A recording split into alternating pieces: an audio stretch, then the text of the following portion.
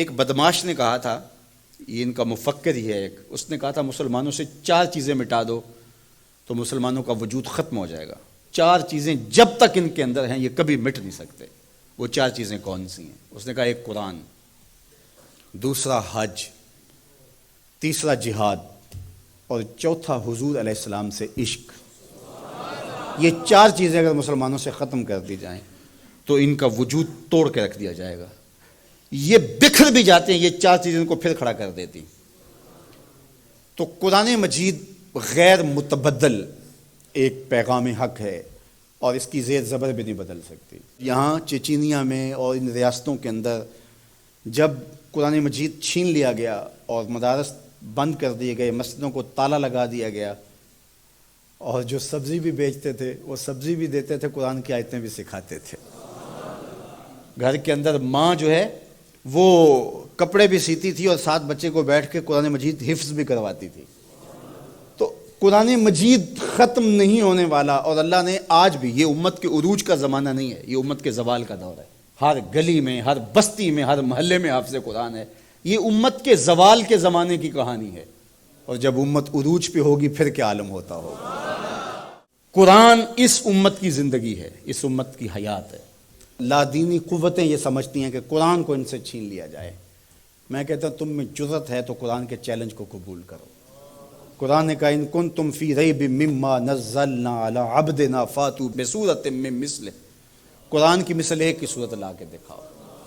کھربوں dollar تم نے خرچ کیے نا، تم نے جگہ جگہ غدار خریدے ہوئے ہیں اور ان غداروں کو تم کروڑوں پیسے دیتے ہو، تو تم اتنے پیسے کیوں لگاتے ہو؟ پیدائشی عیسائی اور یہودی عرب ہیں، عربیون نسل ہیں مختلف بلاد عرب میں، ان کو جمع کرو، اور وہ بڑے بڑے شاعر اور ادیب بھی ہیں، ان کو بلاؤ جا کے، ان کو کہو کہ یہ 3 آیتوں کی ایک صورت لکھنی ہے، ہم تمہیں اتنے کروڑ ڈالر دیں گے۔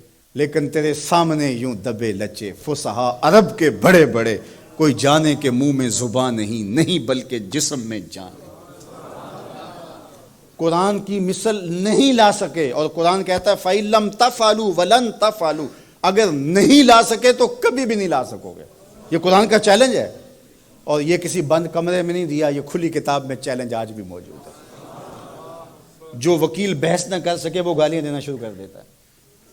پرے پنچایت میں آپ نے بھی دیکھا ہوگا کہ جو جھوٹا پڑ رہا ہو وہ آگے سے گالیاں دینا شروع کر، لڑائی شروع کر دیتا ہے۔ یہ جو ناروے میں واقعہ ہوا ہے، یہ جھوٹے لوگ ہیں۔ اگر تمہارے میں ہمت ہوتی، تمہارے میں دم ہوتا تو قرآن کی مثل لاؤ نا، 3 آیتیں لاؤ۔ لیکن یہ آگ لگانے کا مطلب کیا ہے؟ آگ لگانے کا مطلب کہ تم اپنی شکست تسلیم کر رہے ہو کہ ہم اس کتاب کا مقابلہ نہیں کر سکتے، اس لیے گندگی اور غلاظت پہ اتر آئے ہو اور قرآن مجید کے نسخے کو آگ لگانا جانتے ہو۔ اور میاں تم کسی نسخے کو تو آگ لگا لو گے، لیکن جو روحوں پہ لکھا ہوا ہے اس کو آگ کیسے لگاؤ گے؟ اور علماء نے کہا ہے کہ جب قرآن مجید کو کوئی آگ لگائے یا اس کو پھینک دے تو وہ لفظ پھینکتا ہے، نور اڑ جاتا ہے اس کا۔ قرآن اللہ کی کتاب ہے، اللہ اس کی حفاظت کرتا ہے۔ تو یہ بات ذہن میں رکھیے، یہ شکست خوردہ ذہن کی علامت ہے کہ یہ جو کچھ کیا گیا ہے، یہ بالکل نکھٹو قسم کے، یہ ہارے ہوئے شکست خوردہ لوگوں کا مزاج ہے کہ وہ کتاب کو آگ لگا رہے ہیں۔ میاں یہ کیا بات ہوئی؟ دنیا کی کسی بھی تہذیب میں ایسا ہوا ہے؟ کوئی بھی دانشور ایسا کرتا ہے؟ تمہارے میں دم ہے، جرأت ہے تو اس کتاب کا مقابلہ کر کے دکھاؤ، اور تم نہیں کر سکتے اور کبھی بھی نہیں کر سکتے۔ اور یہ قرآن کا چیلنج 14 صدیوں سے موجود ہے۔ بڑے بڑے اہل سخن اس زمانے میں تھے جن کے سخن کا طوطی بولتا تھا، اور جو قادر الکلام شاعر اور ادیب اور فلسفی جو ہے وہ فصحا کہلاتے تھے، لیکن قرآن کا مثل وہ بھی نہیں لا سکے۔ تم کس کھیت کی مولی ہو؟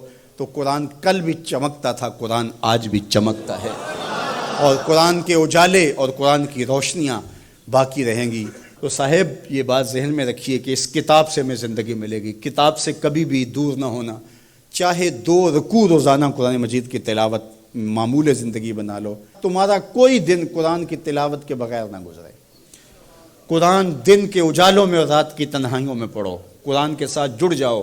یہ کتاب زندہ ہے، بلکہ اقبال نے تو کیا خوب بات کہی کہ فاش گوئیں مانچ در دل مزمرست، این کتاب نیز چیزیں دیگر است۔ اقبال کہتا ہے میں کھل کے نہ کہہ دوں جو میرے سینے میں چھپا ہے، یہ کتاب نہیں، یہ کوئی اور ہی شے ہے۔ یہ اللہ کی وہ لٹکتی ہوئی رسی ہے جس کا ایک سرا تمہارے ہاتھ میں ہے، دوسرا سرا اللہ کے دست قدرت میں ہے۔ اس کتاب سے جڑ جاؤ۔ بحارا ونرسل العطر من روض الهدى الزاهي ويشرق السلم أنوارا وأنوارا